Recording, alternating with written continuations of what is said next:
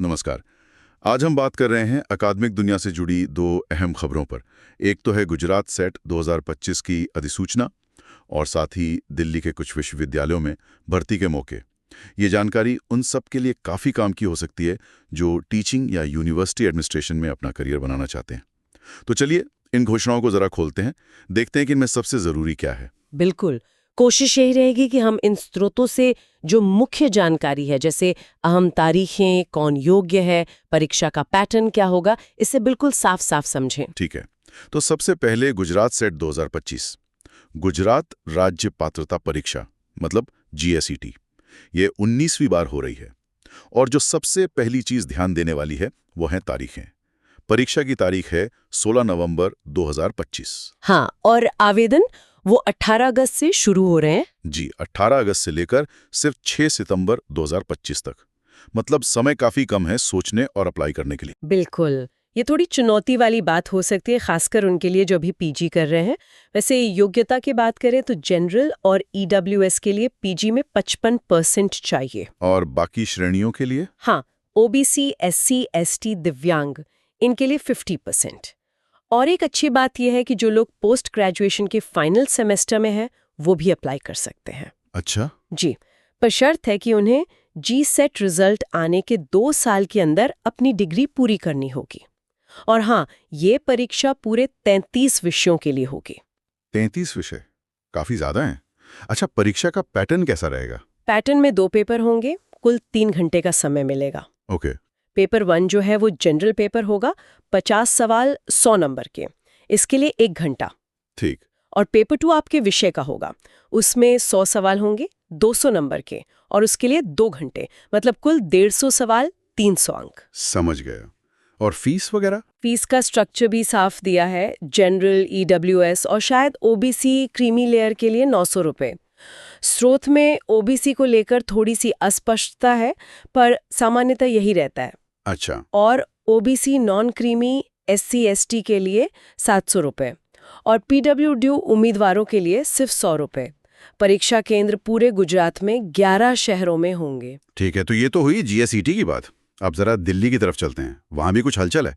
पहला मौका गुरु गोविंद सिंह इंद्रप्रस्थ यूनिवर्सिटी मतलब GGSIPU में। हाँ, GGSIPU में गेस्ट फैकल्टी के लिए। ये गणित विभाग में 7 पद हैं और ये सीधी भर्ती है, मतलब कोई लंबा चौड़ा प्रोसेस नहीं, सीधा वॉक इन इंटरव्यू। हाँ, 18 अगस्त 2025 को सुबह 9:30 बजे द्वारका वाले कैंपस में।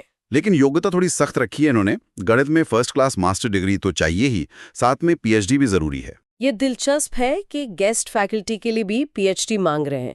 शायद कंपटीशन बढ़ गया है या फिर विषय की अपनी जरूरत है। वॉक इन का मतलब है कि आपको तैयारी के साथ उसी दिन इंटरव्यू भी देना है। हाँ, तुरंत। और वेतन का कुछ अंदाजा? स्रोत में लिखा है कि शायद 90,000 से 1 लाख रुपए प्रति माह तक हो सकता है। ये गेस्ट फैकल्टी के हिसाब से तो काफी अच्छा है। शायद ये GGSEPU के अपने नियम हो। बिल्कुल। अब DGSIPU की इस गेस्ट फैकल्टी भर्ती से थोड़ा अलग हटकर देखें तो दिल्ली विश्वविद्यालय मतलब DU में। हाँ, DU में नॉन टीचिंग स्टाफ की भर्ती है और ये स्थायी पद है, परमानेंट। ये बड़ी बात है, स्थायी पद। आवेदन की आखिरी तारीख 21 अगस्त 2025 है। इसमें तो कई तरह के पद होंगे। जी हाँ, काफी वैरायटी है। जैसे प्रोफेशनल असिस्टेंट लाइब्रेरी के 15 पद हैं, सेमी प्रोफेशनल असिस्टेंट के 17, लाइब्रेरी असिस्टेंट के 6 पद और एक स्पोर्ट्स कोच का भी पद है। मतलब लाइब्रेरी साइंस वालों के लिए तो यहाँ काफी अच्छे मौके दिख रहे हैं। बिल्कुल।